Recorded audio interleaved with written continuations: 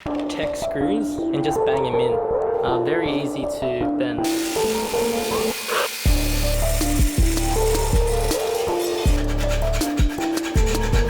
Not done yet, but looking good so far. What's up guys, welcome back for day 3 of the front splitter build. Today on the front splitter we're going to be mounting it up.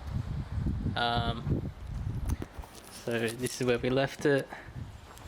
I'm gonna mock up the bumper and then test out the mounts, how we're gonna do this.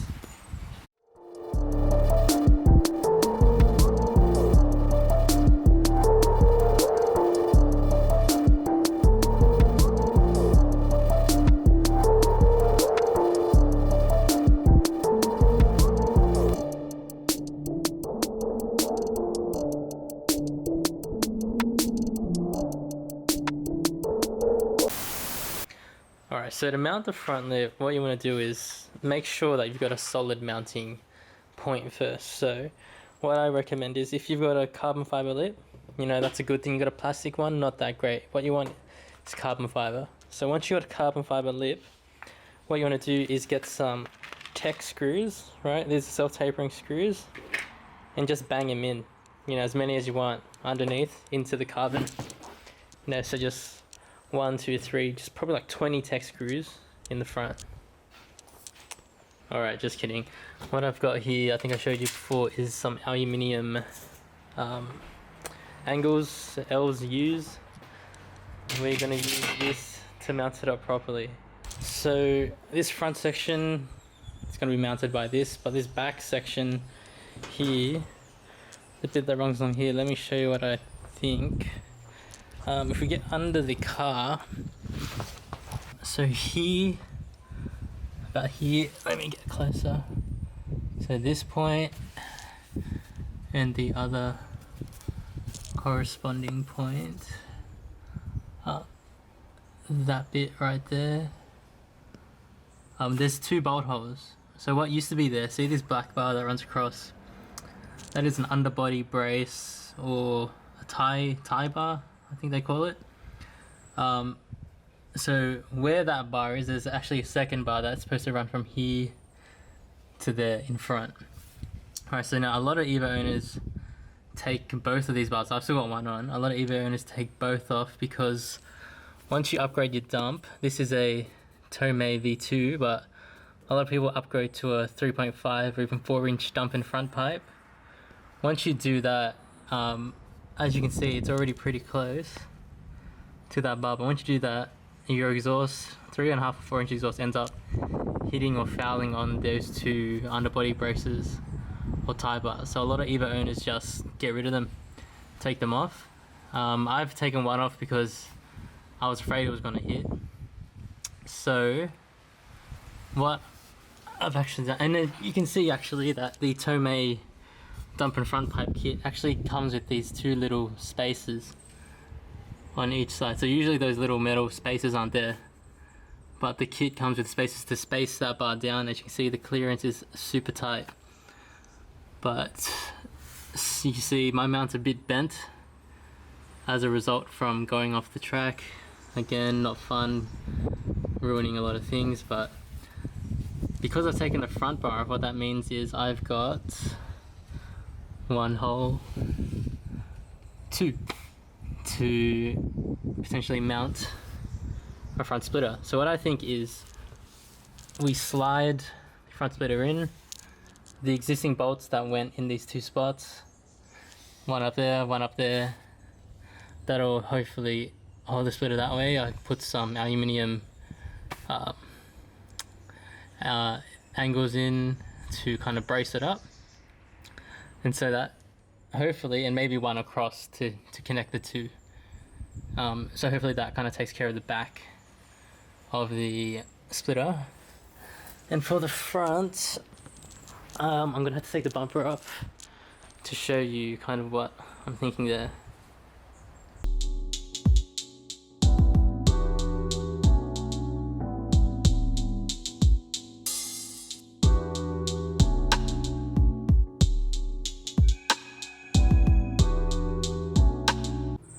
Okay, so bumper's off. what I was thinking was,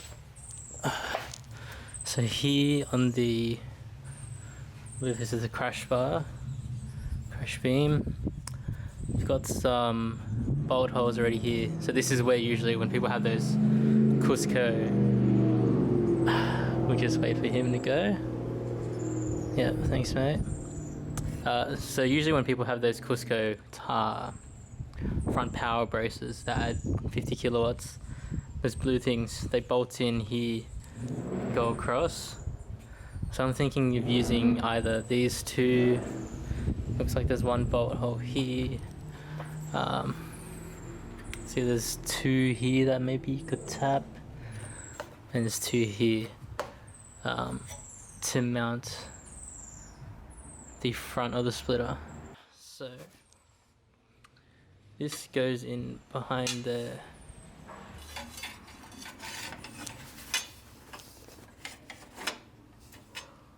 I'm gonna need to trim that, but you can kind of see, so that goes down and that meets up into this U channel.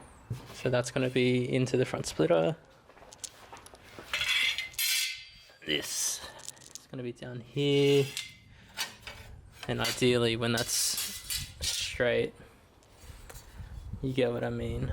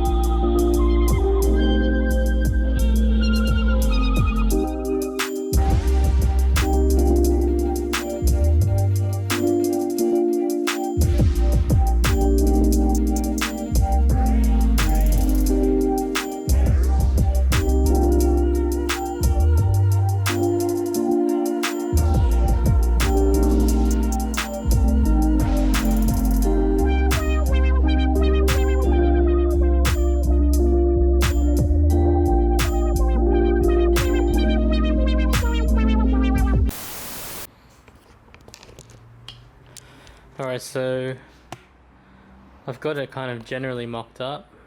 So you can kind of see my idea with this, where I'm going with it. I think the splitter needs to be pushed back more, obviously, but this blue tape, I've marked where the kind of back edge of the bumper goes, so I'm going to have to trim this U bit, maybe cut that off. I need to trim the uprights about 10 centimeters off, but you can see where I'm going with this. These will bolt into those two holes. This second hole up here is not threaded, by the way, so I'm gonna have to do something different there. This side though does have two threaded holes, so this 2 bolts here goes down into this U, 1 bolt through there, maybe all the way through both sides of this U. But gonna see how that goes, and then at the back, that is just gonna bolt directly up to that point where the tie bar goes in. So I'm gonna put the bumper back on to see how far back this whole thing needs to shift, and then how much I need to trim of the actual U. Some people may be asking, why are you using these L-shaped aluminium pieces on the uprights? Well, I'm not really sure the technical reason, but see, this is just a straight flat one. Very easy to bend, look, a lot of flex in it. When you have an L shape, just adding that little right angle adds a lot more rigidity. You know, it's a lot harder to flex that.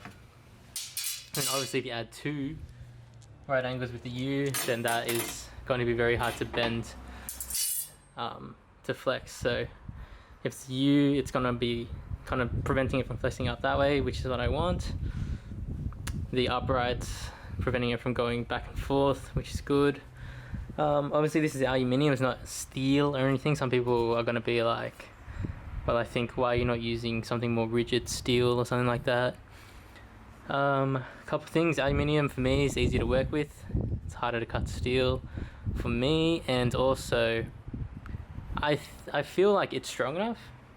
You know, like this stuff's pretty rigid and it's lightweight. You know, steel is a lot heavier. This is really light stuff, so I'm gonna keep the weight down. You know, adding the front splitter is gonna add a lot of weight already. I'm gonna guess maybe 10 to 20 kilos in this thing, so I wanted to do more benefit than a detriment. And the second thing, aluminium is very soft, so if I do end up taking a hit from the underside, this is super easy to make. You saw me just make it in like a minute, right? So if I do end up taking a hit on the sides and the corners, I want this to give way first instead of it going up and then bending my crash beam or even my chassis up front. So I want this to give way first, to bend first, if I end up taking a big hit or going off. So this is the front portion of it. The back portion, you saw we're just going to bolt straight up. I've also seen people do like a wire cable situation here. I think it's called a balustrade. So you end up putting like an O-ring here, like a hook, and you do a steel cable up somewhere here. So from where I see right now, this looks like a good spot if you're going to do that. So the benefit I understand of that gives is, so this is a rigid mount, so you know, if something hits from underneath, it's not going anywhere, it's holding. But on the edges, where a lot of the time you might be getting a couple more hits, because on a hard cornering, you know, the suspension, your shocks are going to be compressing, so this side of the car is more likely to hit or scrape, bounce off the ground. By having a steel cable, that you get a lot of support from pushing downwards, right? Because it's going to be very tense, the tension.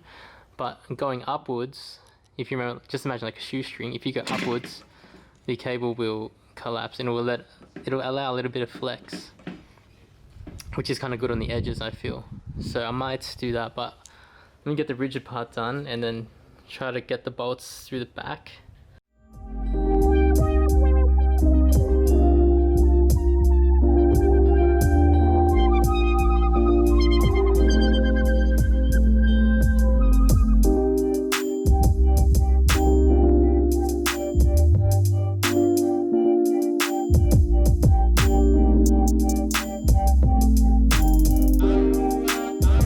Alright, I've almost got the splitter in place. One thing I'm noticing though, if you can see through here, the front pipe is way too low. So I'm going to have to cut a little U portion out of the front splitter to give that some space, breathing room, and maybe a bit more. But you know, kind of expected that. I'll try to get it mocked up a bit better.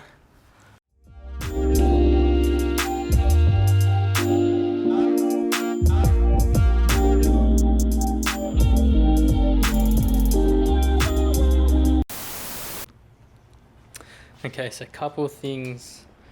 I don't think I'm going to have to cut the U-shaped bracket, if you can see back there.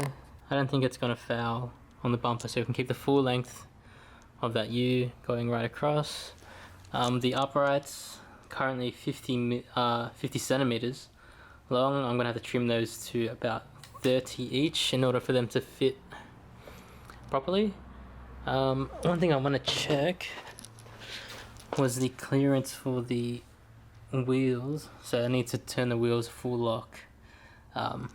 These are 17s. I don't know if it's going to be different with the 18s and wider tires. I might have to clearance that bit out a bit more. Oh, but yeah, I don't know if I showed this yet on camera, but that's what it kind of looks like. Looks pretty good, you know. I think once it's painted black, it'll look good with the canards. You got like the 3-stage thing going on. Yeah, I'm a fan. I think it turned out pretty good. Not done yet, but looking good so far.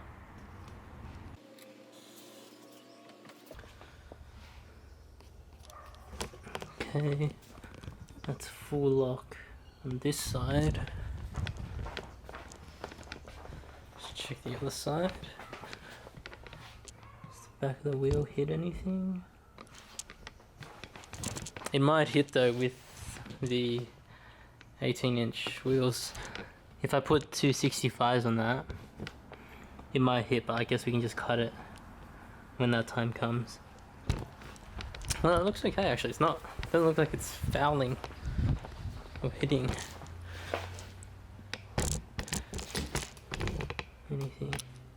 Let me turn it the other way from this side and see.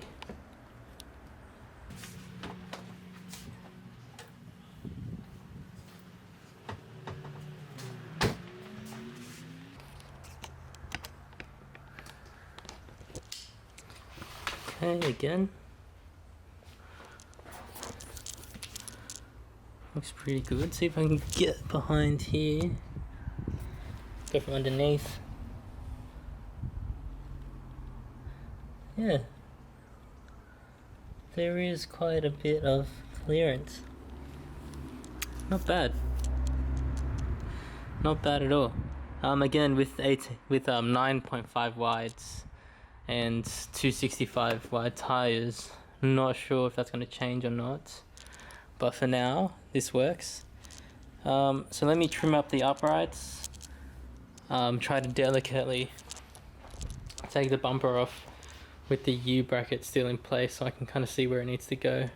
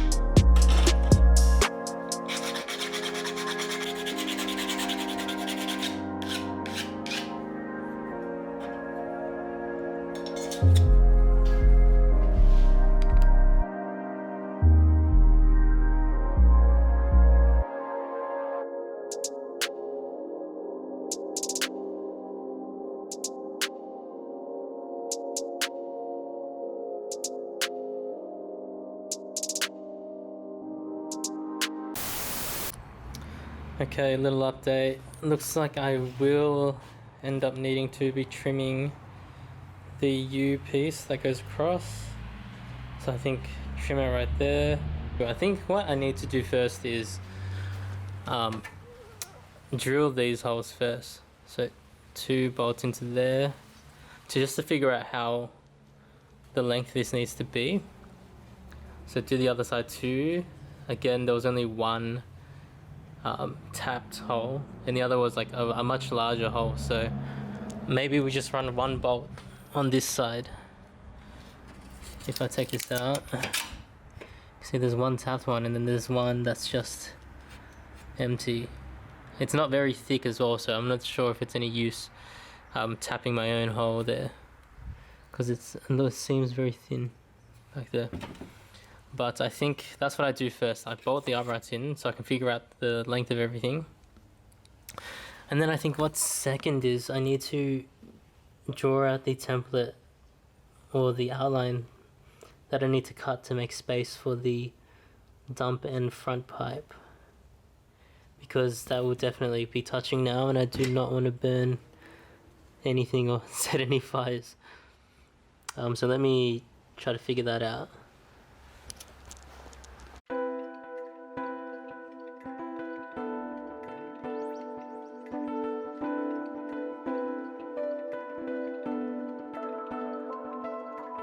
Alright, Alright, that's where I'm going to leave it for today.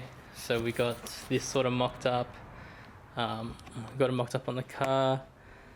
Next time, I think I'll start with a trip to Bunnings to pick up 7mm bolts. And then we'll try to get the uprights in, but yeah, that's it for the day. We'll be back again.